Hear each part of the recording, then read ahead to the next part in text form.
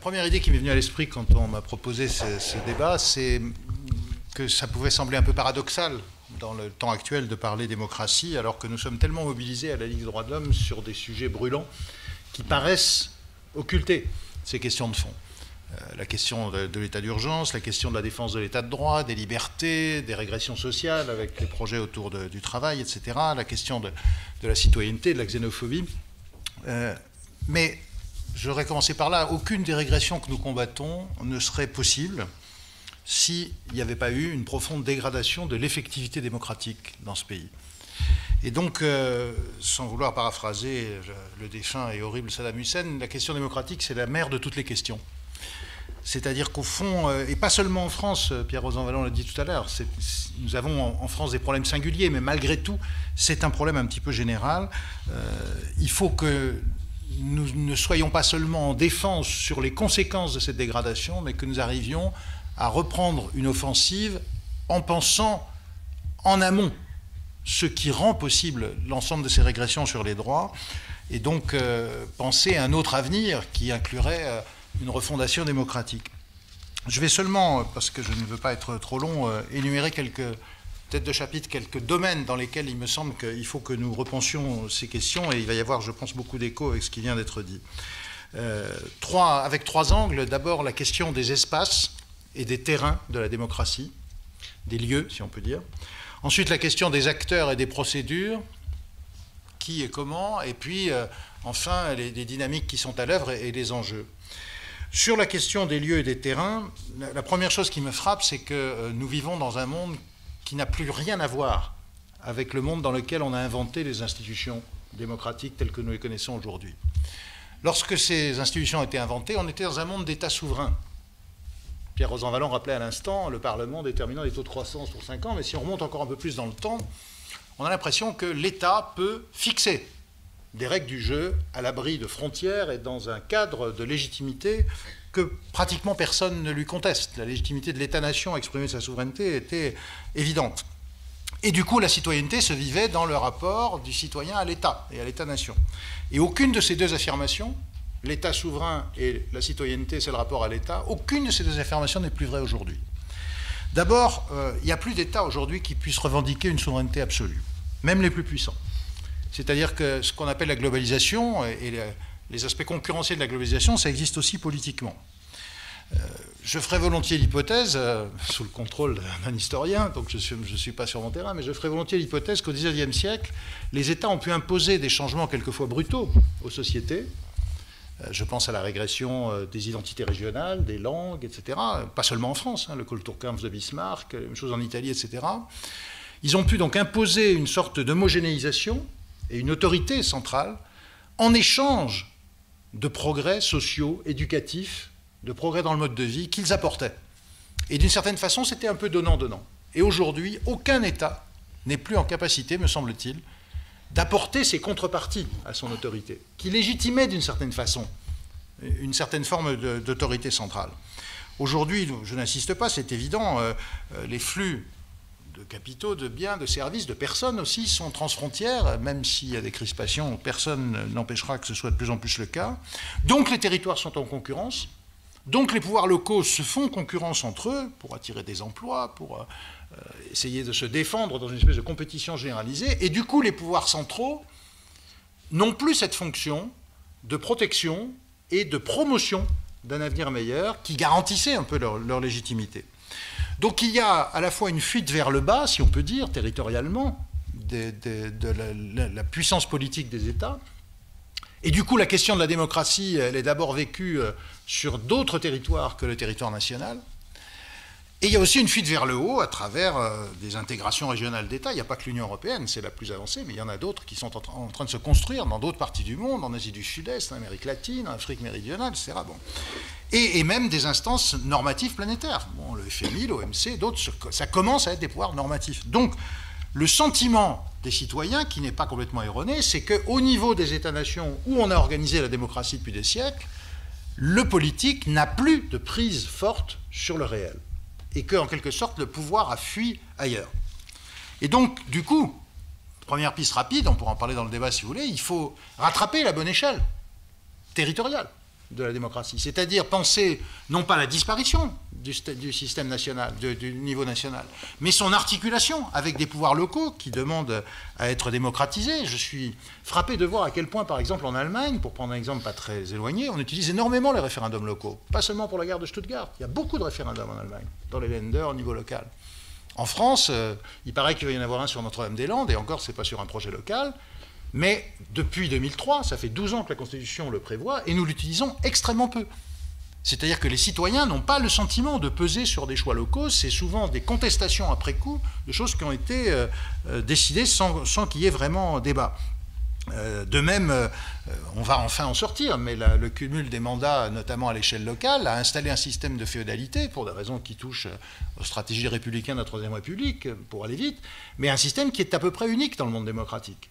C'est-à-dire qu'on a un degré de cumul, même si on va peut-être enfin en sortir, mais à mon avis un peu tard, peut-être trop tard, qui est énorme. Et puis il y a la question que Pierre-Rosan Vallon posait tout à l'heure, celle d'une limitation éventuelle des mandats dans le temps. Depuis 2008, le mandat présidentiel est limité dans le temps, mais on sait bien que, je ne veux fâcher personne, mais Jacques Chaban-Delmas a été maire de Bordeaux pendant 45 ans, je crois, Gaston Defferre, pareil, Pierre Mauroy, presque pareil. Quelle que soit la qualité des personnes, quand on a un poids pareil, les conséquences sont à la fois sur les personnes elles-mêmes, qui perdent leur capacité de contact avec la société locale, et aussi sur l'environnement. Comment peut-il y avoir des équipes collectives, une interaction avec la société, un avenir, quand il s'agit uniquement de savoir qui tuera le père le premier ou qui empêchera ses fils de le tuer. Et ce phénomène de féodalisation du pouvoir, il est extrêmement lourd encore dans le système français. Et je pense aussi à ce que ça emporte comme conflit d'intérêts. Là aussi, il y a beaucoup d'exemples. Donc il y a la question de la démocratisation des pouvoirs locaux, et puis il y a la question de la démocratisation de l'Union européenne, j'allais dire, avant qu'elle ne meure, avant qu'elle ne se dissolve, et il n'est pas du tout impossible qu'elle se dissolve pour l'essentiel, en dehors des questions de marché unique, dans les mois ou les années qui viennent. C'est-à-dire qu'au fond, il n'y a aucune espèce de prise sérieuse de la citoyenneté européenne sur le pouvoir. Il y a certes un Parlement élu, mais il n'y a pas d'organisation d'une vie politique européenne, parce qu'il n'y a pas de responsabilité réelle d'un gouvernement élu face au Parlement, parce que l'intergouvernemental est le lieu de décision essentiel, et donc c'est plus une affaire de diplomates et une affaire de marchandage entre intérêts nationaux qu'une affaire de citoyenneté réelle. Donc je pense qu'on a déjà cette première dimension qui est que l'imaginaire et les institutions anciennes de la démocratie sont essentiellement autour de la souveraineté nationale. Et qu'aujourd'hui, la souveraineté nationale n'existe plus. On ne peut pas le dire, mais c'est quand même la vérité. Enfin, si, on peut le dire, finalement, me semble-t-il. Et j'ajouterais, toujours sur le terrain des espaces, qu'il y a aussi une question à poser, mais ça a été dit déjà tout à l'heure, qui est qu'on ne peut plus, indépendamment des questions territoriales, penser seulement en termes d'État. Il faut penser indivisiblement la démocratisation de la société et celle de l'État. Nous sommes habitués à la Ligue à dire ça, que la citoyenneté, ce n'est pas seulement le rapport à l'État, aux collectivités territoriales, c'est aussi la question de la citoyenneté dans l'entreprise. Je commence à être très très vieux, j'ai encore un souvenir des lois Auroux, mais il faut être très très vieux pour se souvenir de ce genre de dynamique, et je trouve que c'est un chantier qu'on a un petit peu laissé de côté. Quand j'étais jeune, on se moquait de la cogestion à l'allemande en disant que c'était de la collaboration de classe. Bon, on s'en moque plus du tout aujourd'hui, finalement. Donc il y a une question de développement de la citoyenneté dans l'entreprise, mais aussi dans les lieux de vie, avec les opérateurs de services publics, dans les lieux où on est locataire, où on est parent d'élèves, où on est impliqué dans la vie civile. Tant que les rapports ne se démocratisent pas dans la société civile, il est très difficile d'avoir autre chose que la fameuse défiance dont caractérisait l'État, qui fait que la société voit le politique comme une espèce d'excroissance lointaine, et non pas comme quelque chose qui s'enracine dans la vie réelle. C'est ça que nous appelons, nous, citoyenneté sociale, mais voilà, c'est la question, non seulement dans les associations, dans les partis, dans les syndicats, mais comment on gère un ensemble de HLM, comment on gère un espace urbain, comment on gère le rapport entre les parents d'élèves et l'école, ça c'est la vie de tout le monde. Et ça parle à tout le monde. Tant que ces choses-là ne changent pas, les slogans sur le changement, c'est maintenant, ce sont des changements pour les élus et pas pour les électeurs, indépendamment de la personne qui prononce la formule. Et c'est vrai de toutes les formules magiques qui ont fait élire les présidents, la France unie, la fracture sociale, je pourrais vous en citer. Ensemble, tout devient possible, j'avais oublié Nicolas Sarkozy. Tout ça, ce sont même pas des contes pour enfants, parce que les enfants y croient, alors que là, les adultes, ils ont cessé de le croire depuis longtemps. Donc je pense qu'il faut que nous repensions le rapport entre l'État et la société. C'est-à-dire qu'on distingue plus clairement ce qui doit relever de l'État, parce que l'État ne disparaît pas, parce que la garantie de l'égalité en droit, par exemple d'un ordre public social, d'un minimum de droits auquel on ne peut pas déroger, même si le rapport de force est dangereux pour les plus fragiles, Il y a un rôle à jouer pour l'État, mais il y a des questions qui relèvent de l'État et d'autres qui doivent relever de ce qu'on appelle dialogue social, dialogue civil aussi, sur le plan associatif, etc. C'est-à-dire que, je le dis y compris comme constitutionnaliste, il faut arrêter de penser ce qu'on appelle la séparation des pouvoirs, il vaudrait mieux dire l'équilibre ou le partage des pouvoirs, uniquement entre les pouvoirs d'État. Mais ça aussi, ça fait écho à ce qui a été dit tout à l'heure. Il faut aussi penser l'interdépendance entre l'État et la société, c'est-à-dire comment on équilibre les pouvoirs entre l'État et les autres acteurs. Quelques exemples simples. Qu'est-ce que c'est la gestion démocratique d'un système de santé? C'est impossible de parler uniquement à l'intérieur de l'État. Pas seulement parce que chez nous, la sécurité sociale sont d'autres institutions juridiques que l'État, mais parce qu'il y a un secteur privé, parce qu'il y a les patients, parce qu'il y a les médecins, parce qu'il y a les acteurs du système de santé. Donc une gestion démocratique du système de santé ne peut pas être seulement une question constitutionnelle ou étatique. Même chose pour la protection sociale. Même chose pour la question de l'organisation de l'enseignement universitaire, de l'enseignement post-bac, où il se joue tellement d'inégalités entre les jeunes aujourd'hui. Est-ce qu'on peut penser ça uniquement dans le cadre d'une discussion entre le ministère et quelques syndicats d'enseignants? Évidemment non. On a besoin de démocratiser ces débats-là et ça manque énormément. Voilà, je n'insiste pas, mais on voit bien que ce qui nous enferme dans la contre-démocratie, pour vous citer de nouveau, c'est beaucoup, me semble-t-il, cette espèce de mur qui n'est pas seulement entre les personnes des élus et les personnes des électeurs, ou entre ce que vivent les gens qui appartiennent à cette soi-disant classe politique, je déteste ce mot, mais bon, mais c'est une réalité malheureusement. Et les autres, c'est pas seulement ça. C'est simplement que les questions essentielles de la vie de tous les jours sont perçues comme n'étant pas en rapport avec les questions débattues dans le monde politique. C'est-à-dire qu'il manque finalement une espèce de terrain d'agora qui fasse se rencontrer la vie et le politique. Donc je pense que nous avons un chantier qui est la démocratisation de ce que j'appellerais les pouvoirs non gouvernementaux. Les pouvoirs qui sont dans la vie quotidienne des citoyens, les entreprises, les services publics, les lieux de vie. Ça, c'est pour le terrain des espaces, à la fois les différents territoires et puis le lien État-société. Deuxième angle, ce que j'appelle les acteurs et les procédures, c'est-à-dire la question de qui agit dans la démocratie et comment on s'y prend. Et là, moi, ce qui me frappe, c'est ce que j'appellerais, mais c'est un peu du jargon, une mutation des intermédiations. Je vais essayer de m'expliquer sur ce mot un peu barbare. Je disais tout à l'heure que toutes les structures de la vie publique démocratique, les structures institutionnelles, reposent sur des modèles qui ont au moins 200 ans. Le gouvernement représentatif, le légicentrisme, à l'idée que la loi garantit la liberté, etc. Donc on appelle exécutif effectivement un pouvoir qui n'est pas du tout l'exécutant, c'est le contraire, etc. Bon. Ces modèles d'ailleurs, initialement, n'étaient pas des modèles démocratiques. Il y a un superbe discours de la Bessiès, 1694, je crois, hein, qui explique très très bien qu'il ne faut surtout pas que le régime représentatif soit démocratique. C'est-à-dire qu'au départ, c'était pensé comme une oligarchie nécessaire à la protection des libertés. Mais bien sûr, le mouvement citoyen, puis le mouvement social, a contraint le régime représentatif à se démocratiser. Le suffrage semi-universel, c'est-à-dire masculin en 1848, le vote des femmes, on pourrait faire les mêmes observations dans d'autres pays, d'où cette catégorie qui m'a toujours paru étrange, qu'on appelle la démocratie représentative, qui est en fait le système représentatif démocratisé. Il faudrait presque le dire un peu à l'envers si on voulait respecter cette dynamique historique. Et avec des contradictions évidentes. À chaque fois qu'on dit les dirigeants politiques ne tiennent pas leurs promesses, mais ils n'ont pas le droit. Ils n'ont pas le droit. L'article 27 de la Constitution interdit tout mandat impératif. J'exagère un peu, hein. Disons que c'est plus moral de tenir ses promesses, mais que si quelqu'un se sent lié par les promesses qu'il a faites à ses électeurs, il ne respecte pas la Constitution. Le principe même du régime représentatif, c'est qu'il n'y ait pas de lien entre la volonté exprimée par les électeurs au jour de l'élection et la volonté exprimée pour les électeurs ensuite. Et donc, ces contradictions qui sont tout à fait anciennes, elles sont aujourd'hui beaucoup plus violentes, parce que nous sommes dans des sociétés où on accepte moins les disciplines. Il y a un siècle, le mandat représentatif, le fonctionnement un peu vertical des partis, des syndicats, des organisations de masse, tout ça, c'était plus ou moins toléré. Aujourd'hui, c'est pas possible. Aujourd'hui, les individus ont des conditions de vie, de travail, de consommation, d'information qui sont bien plus autonomes. Les disciplines anciennes ne fonctionnent plus. Ce que les sociologues appellent l'individuation. Et donc, on n'obéit plus à son mari, on n'obéit plus à ses parents, hein, le patriarcat a reculé. Il n'y a plus l'armée pour faire d'un garçon un homme, pour le formater par l'obéissance pour l'âge adulte. Il n'y a plus les grands collectifs de travail où les contremaîtres jouaient le rôle de sous-officiers dans le système tayloriste. Il n'y a plus la discipline de parti pour les militants. Il n'y a plus la discipline de groupe pour les élus. Bref, il y a, me semble-t-il, une crise des corps intermédiaires, anciens, au sens large. Une crise de ces intermédiations. Et du coup, les individus sont dans sans repère, dans ce que Durkheim appelait anomie, dans une espèce de situation où on ne peut plus compter sur rien, et où donc la défiance, effectivement, grandit face à des pouvoirs qui sont lointains et qui sont abstraits.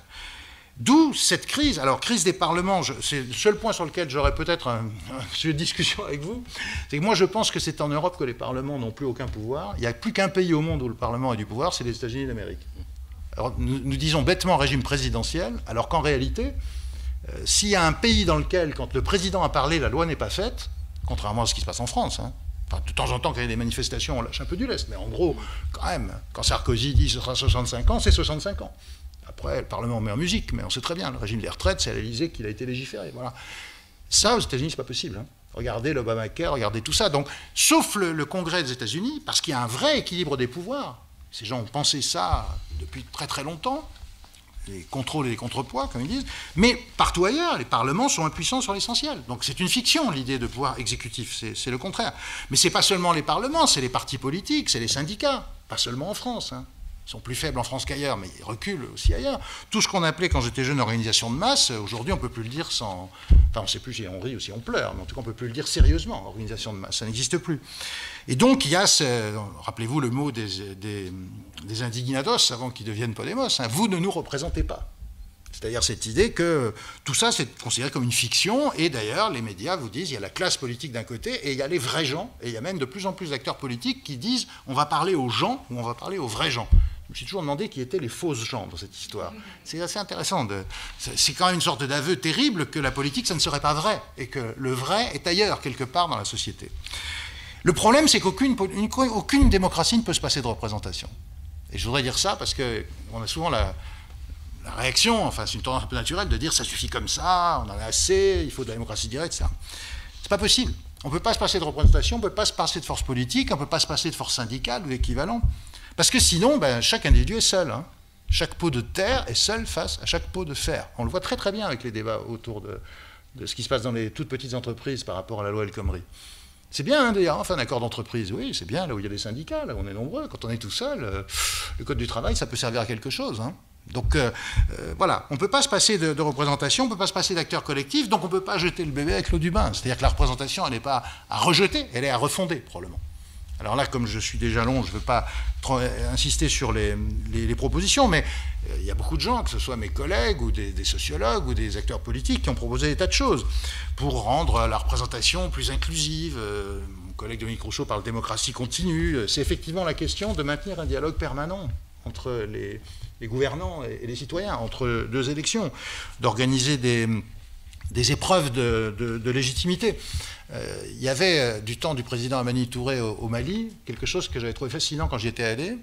Il organisait tous les ans une espèce de forum à Bamako, à l'africaine, hein, c'est-à-dire complètement, c'était ciel ouvert, sur une place, et chaque ministre passait une journée et subissait le feu des critiques des citoyens qui étaient là. En disant, voilà, moi, l'enseignement, ça ne va pas du tout, l'agriculture, ça ne va pas, ou les fonctionnaires ne sont pas payés, etc. Il n'y avait pas de décision à la fin, hein. Mais il y avait des répercussions dans les médias, les journaux en rendaient compte, etc. Et pendant 8 jours, ces gens subissaient quand même, je dirais pas un sale quart d'heure, mais enfin, ils subissaient quelque chose d'assez fort. Et du coup, forcément, il fallait faire quelque chose derrière un petit peu. Ça n'empêchait pas qu'il y avait à côté un parlement, etc. Mais ça impliquait des gens, et apparemment, c'était vécu de manière assez forte, ça a duré quand même plusieurs années. C'est un exemple parmi d'autres, mais quelquefois, l'Europe a des choses à apprendre d'autres civilisations, me semble-t-il. Donc il y a ces questions d'organiser autrement qu'à travers le système électoral une sorte d'évaluation de responsabilité, je ne reprends pas, ça a été dit tout à l'heure. Il y a aussi la question de la diversification des modes de représentation, mais ça aussi, ça a été dit, et ça a même été écrit par Pierre-Rosan Vallon en 2008, hein, ce qu'il appelle légitimité d'impartialité ou de réflexivité, c'est-à-dire, oui, les cours constitutionnels, bah oui, il faut en avoir une. Hein. En France, nous avons une sorte de division de réserve du championnat de France de football, quoi. Hein. Quand on a fini d'être président de la République, quand on a fini d'être président de l'Assemblée, quand on a fini d'être Premier ministre, eh bien on est au Conseil constitutionnel. C'est incroyable, hein. Vous n'imaginez pas ce que ça donne pour les collègues constitutionnalistes étrangers quand ils voient ça. C'est hallucinant, quoi. Hein. Mais vous imaginez que Mme Thatcher ait été dans un Conseil constitutionnel pendant 10 ans après, pendant que Tony Blair était Premier ministre. Enfin, ça n'a aucun sens, quoi. Ou que George Bush, le fils, siège à la Cour suprême. À 2 pas d'ici, on a un tribunal constitutionnel fédéral en Allemagne qui, peut être saisi directement par les citoyens sur toute question de droits fondamentaux, directement, hein, pas par les filtres comme la QPC chez nous. Hein. 2 est élu par le Bundestag à la majorité des 2 tiers. Ce qui veut dire que pratiquement aucune majorité parlementaire ne peut préempter, et qu'il y a donc un pluralisme à l'intérieur. Ben, ça donne une autre autorité au tribunal constitutionnel de Karlsruhe, et ce n'est pas par hasard que c'est lui qui est le plus intéressant dans sa jurisprudence sur les questions de démocratie, notamment par rapport au pouvoir de l'Union européenne. Parce qu'il y a une Cour constitutionnelle. Chez nous, il y a quelque chose qui tient lieu de Cour constitutionnelle, mais qui, je le dirais, comme le dit la Cour européenne des droits de l'homme, n'est pas une juridiction. Parce que ce ne sont pas des magistrats, parce qu'ils ne sont pas impartiaux. Ils n'ont ni l'impartialité, ni les apparences de l'impartialité. Et la Cour européenne des droits de l'homme exige les deux. Donc on a cette question-là, c'est qu'en France, nous n'avons pas assez de légitimité, d'autorité indépendante, qui donne confiance aux citoyens. Vraiment. On a un défenseur des droits qui fait plutôt mieux son travail que ce que nous craignions, nous, au début, mais il faudrait aller beaucoup plus loin. La culture des ombudsmen en Suède, la culture du défenseur del pueblo en Espagne, c'est autre chose, hein, et je pense que nous avons besoin de ça. Et puis, il y a des questions, alors je ne fais que les citer. Alors bon, je n'insiste pas sur ce qu'on appelle en France démocratie participative, parce que vous connaissez déjà, c'est un terme un peu bizarre, démocratie participative, mais les assemblées, les jurys de citoyens, les budgets participatifs, etc., tout ça, ce sont des expériences intéressantes, mais on voit bien que ce sont des briques, mais qu'elles sont un peu courtes pour construire ce dont nous avons besoin. Il y a même la Commission nationale du débat public qui partait d'une très bonne intention, puisqu'elle visait à faire des grands débats publics sur les grands projets d'équipement. Et ils essayent, ces gens, de faire un travail qui est souvent intéressant. Sauf que quand on voit ce qui se passe à Sivins, à Notre-Dame-des-Landes, au Parc Center de Grenoble, on se dit que, manifestement, ça ne suffit pas. La preuve, c'est qu'on est obligé de faire des référendums gouvernementaux a posteriori, et en choisissant bien le niveau où on espère que ça marchera dans le bon sens, hein, territorialement. Donc ça veut dire qu'on a encore beaucoup de progrès à faire pour ces débats préparatoires.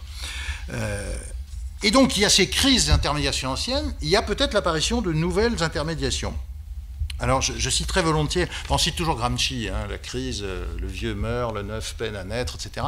Moi je relisais l'autre jour les Confessions d'un enfant du siècle de Musset, ça change un peu, bon, on ne cite pas souvent Musset, et je trouve un passage que j'aime bien, il parlait du siècle, pas du nouveau siècle 21e, du nouveau siècle 19e. Le siècle présent, en un mot, qui sépare le passé de l'avenir, qui n'est ni l'un ni l'autre, qui ressemble à tous deux à la fois, et où nous ne savons pas, à chaque pas que nous faisons, si nous marchons sur une semence ou sur un débris. Et j'ai l'impression que nous sommes dans cette situation. Sauf qu'on voit plus facilement les débris, parce qu'ils sont imposants, que les semences, qui sont un petit peu plus difficiles à repérer. Peut-être c'est ça qu'il faut que nous fassions, essayer de regarder ce qui a déjà commencé à naître. Parce que partout dans le monde, partout où les démocrates sont à l'offensive, que ce soit au Maghreb, au Moyen-Orient, en Amérique latine, en Birmanie, en Espagne aujourd'hui, on voit apparaître de nouvelles formes et de nouveaux acteurs, de nouvelles formes de mobilisation, de délibération, de construction de rapports de force aussi, avec bien sûr l'utilisation des nouveaux moyens de communication. Je ne vais pas vous faire le topo que vous connaissez sur Internet, les réseaux sociaux, les mails, tout ça effectivement est utile. Mais ce n'est pas seulement ça, c'est aussi de nouveaux modèles d'action démocratique. Des coordinations, des réseaux, des coalitions, d'ONG, des organisations plus décentralisées, la rotation des dirigeants, la révocabilité des mandats, etc. Tout ça se cherche. Il ne faut pas ignorer les points aveugles de ces pratiques. Podemos ne fonctionne pas si démocratiquement que ça, quand on regarde la façon dont des gens très brillants, d'ailleurs, les dirigeants sont des jeunes universitaires très brillants, en réalité, contrôlent bien l'appareil du centre. Donc je sais bien, il y a un écart entre les discours et les pratiques. Il n'empêche que les pratiques ne sont plus les mêmes que celles des partis politiques. À telle enseigne, d'ailleurs, qu'un parti de centre-droit, un nouveau réseau de centre-droit, Ciudadanos, a essayé de copier Podemos, et ça ne lui a pas si mal réussi. Et que donc, au lieu d'avoir le face-à-face bipartite habituel, là-bas, ce n'était pas le PS et l'UMP, hein, c'était le PSOE et puis le parti conservateur classique issu du post-franquisme, eh bien, on a maintenant un jeu à 4. Et donc, il y a de nouveaux modèles d'action. Peut-être il faut y réfléchir. C'est vrai que ce n'est pas facile, parce que c'est fluide, mais c'est moins durable. Ça se paye en termes de mémoire et d'organisation et d'efficacité. Nous avons du mal. Mais c'est quand même là que la démocratie est ascendante. Ce sont les seules forces qui montent sur le terrain de la démocratie aujourd'hui, que ce soit en Europe ou ailleurs dans le monde. Donc il faut réfléchir à ça. Il faut réfléchir aux raisons pour lesquelles ça marche. C'est parce qu'elles sont plus en phase avec les bouleversements de nos sociétés. Parce qu'elles organisent des réseaux d'individus solidaires, ce que les partis ne savent plus faire aujourd'hui. Peut-être il faut donc regarder ces expériences. Je pense notamment à des expériences territoriales. Il y a des territoires qui commencent à s'organiser de manière différente. Je pense à ce qui se passe dans les grandes villes espagnoles aujourd'hui, à Barcelone, à Madrid, dans d'autres, et pas seulement en Espagne d'ailleurs. De nouveaux modèles d'organisation démocratique qui sont en train de se chercher. Je pense aussi aux coalitions d'ONG. On vient de le vivre avec la coalition climat en France, mais c'est le cas dans beaucoup de pays du monde. Des systèmes plus inclusifs, plus souples que les grosses organisations anciennes. Bref, il y a des semences dans la société civile. Alors bien sûr, il faudra aussi penser aux institutions.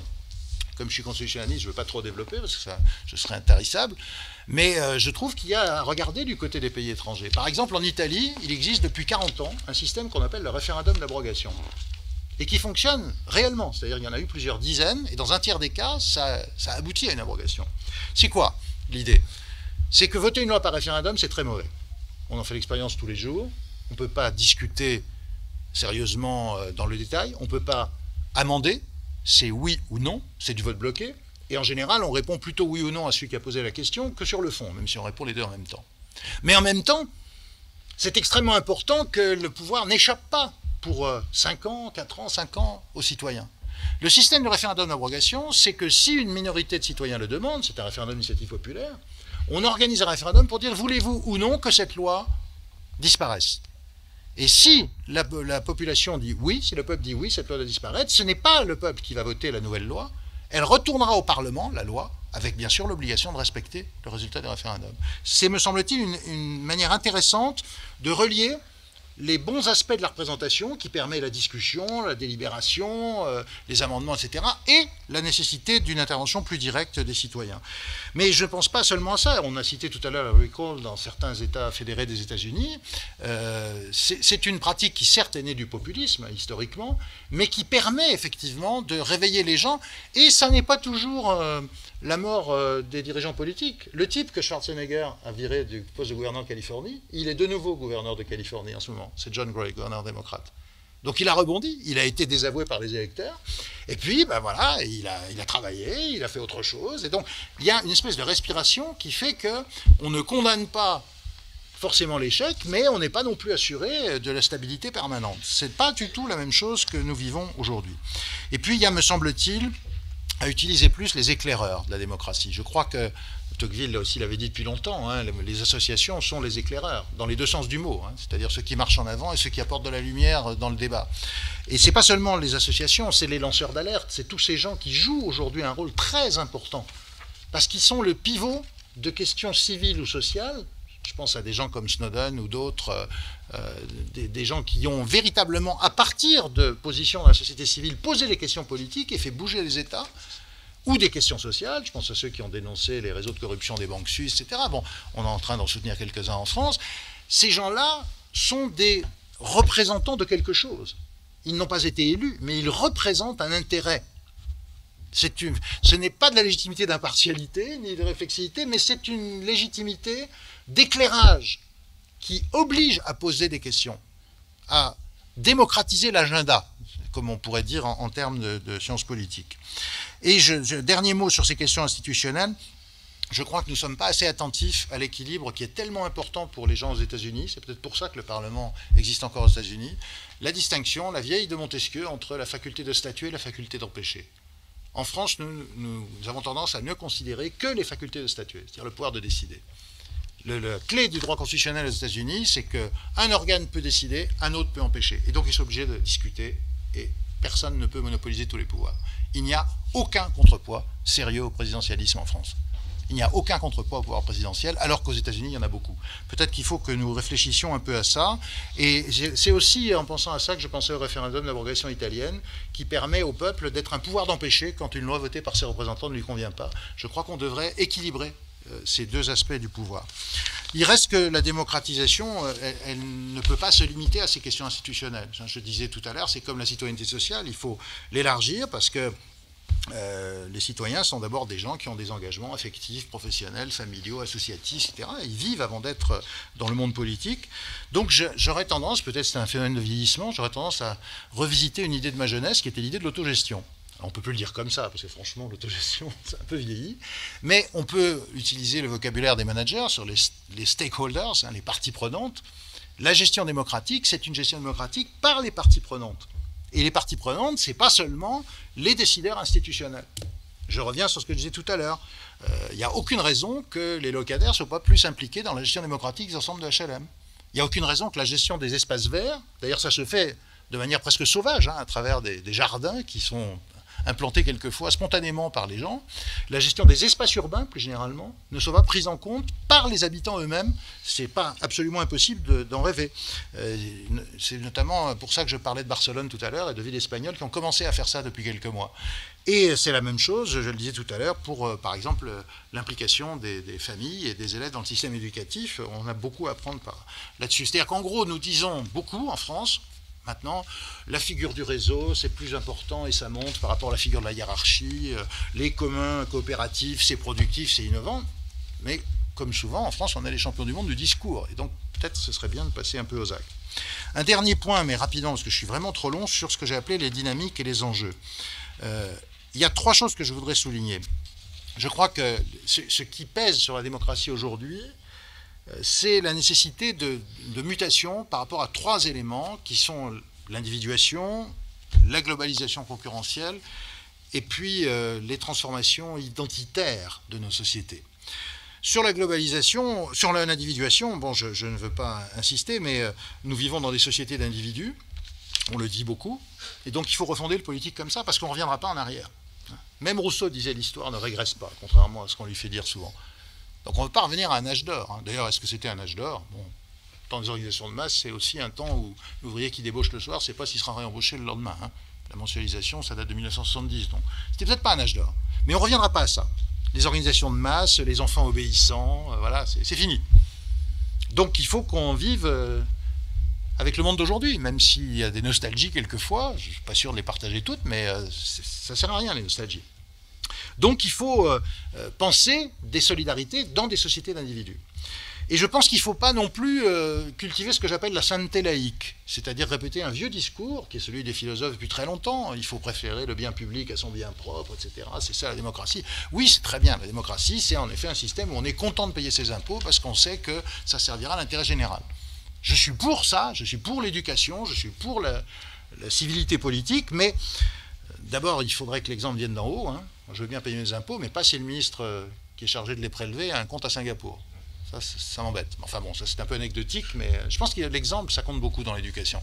Et puis surtout, au-delà de ces aspects anecdotiques, on ne peut pas ignorer les réalités, je veux dire. Ces exigences restent nécessaires, mais elles s'adressent à des sociétés d'individus, à des sociétés dans lesquelles les individus sont beaucoup plus autonomes pour le meilleur et pour le pire. Et je pense qu'il faut que nous gardions le meilleur et que nous essayions de nous prémunir du pire. Le meilleur, c'est par exemple les lanceurs d'alerte, dont je parlais tout à l'heure. Ça, c'est des exemples d'individuation qui sont positives pour l'intérêt public. Et il y en a beaucoup de gens comme ça. Le pire, c'est le risque du pire. Comment on peut le réduire? Moi, je pense qu'il faut cultiver les solidarités, pas à partir de la vertu, mais à partir des intérêts des gens, des intérêts bien compris des gens. Je ne dis pas ça cyniquement, mais je pense que nous avons besoin de repérer les solidarités objectives. Nous sommes dans des sociétés d'interdépendance. Nous avons besoin les uns des autres objectivement. Il faut le faire apparaître davantage. Par exemple, il y a une solidarité objective entre les paysans qui font de l'agriculture raisonnée et les consommateurs qui ont envie, si possible, de ne pas s'empoisonner et de manger plus sainement. C'est une solidarité objective. Il n'y a pas seulement les AMAP qu'on pratique certainement pas mal dans cette salle, mais il y a des choses plus profondes à mener là-dedans. En termes d'alliances d'ONG et de syndicats, de réseaux de rapports de force, c'est important. On peut même estimer que les salariés et certains entrepreneurs peuvent nouer des alliances sur l'économie réelle face à la financiarisation. Parce que la financiarisation, ça tue les entreprises. La financiarisation dérégulée, elle tue les entreprises, elle tue l'économie réelle. Et là-dessus, sur un certain nombre de points, il y a des choses qu'on peut dire aussi. On peut imaginer les producteurs du Sud et les consommateurs du Nord. J'ai eu un débat passionnant il y a une dizaine d'années avec le vice-président de Chiquita International. Je ne sais pas si vous savez ce que c'est, c'était l'ancien United Fruit, ils font des bananes. Ils font des bananes qui sont cultivées en Amérique centrale. Et Chiquita avait une politique sociale effroyable au Costa Rica, au Honduras, etc. Les syndicats d'Amérique centrale, les syndicats de salariés agricoles, ont noué une alliance avec une association de consommateurs très puissante aux États-Unis. Ils ont fait une campagne de boycott, et le type avec qui j'ai discuté, qui était vice-président international de United Fruit, m'a dit, au bout d'un moment, on a augmenté de 25% les salaires, parce que c'était moins cher. C'était moins cher que le boycott. Et il ne disait pas ça de manière rageuse, il disait, c'est le jeu, c'est comme ça, c'est un rapport de force, bon, on négocie. Sauf que ça indique quelque chose, ça indique que la mondialisation doit être aussi une mondialisation d'alliance entre organisations qui représentent les citoyens. Alors pour moi, c'est une question démocratique, parce que ça veut dire qu'il faut que dans la démocratie, les forces qui s'expriment ne soient pas déséquilibrées. Aujourd'hui, les forces sont profondément déséquilibrées et je pense qu'on a des choses à dire. Donc je pense que nous avons à construire ce que j'appellerais ces nouveaux corps intermédiaires de la démocratie de demain. Le deuxième point, mais ce serait moins long parce qu'on connaît bien, c'est la question de la globalisation concurrentielle. Il me semble que toute société repose à la fois sur de la compétition et de la coopération. De la compétition entre les intérêts, les ambitions, les opinions et les croyances, etc. Bon. Et aussi des coopérations, c'est-à-dire des compromis, de la définition des communs, de la gestion des communs, de la civilité politique, etc. Et donc, ce que nous affrontons, c'est que comme les alternatives au capitalisme globalisé ont échoué, les alternatives réelles ont échoué au siècle dernier, on a l'impression que rien ne limite plus des espèces de forces non régulées, qui sont toutes dans le sens de la compétition. C'est-à-dire dans un système qui étend presque à l'infini, semble-t-il, la marchandisation, la concurrence et finalement la guerre de tous contre tous. Bon. Et qui sont évidemment très loin des enjeux réels du développement humain. Enfin, je ne veux pas citer Patrick Vivray et d'autres sur reconsidérer la richesse, mais on voit bien qu'on n'a même plus de mesure de la valeur réelle du fait de cette espèce d'abstraction croissante.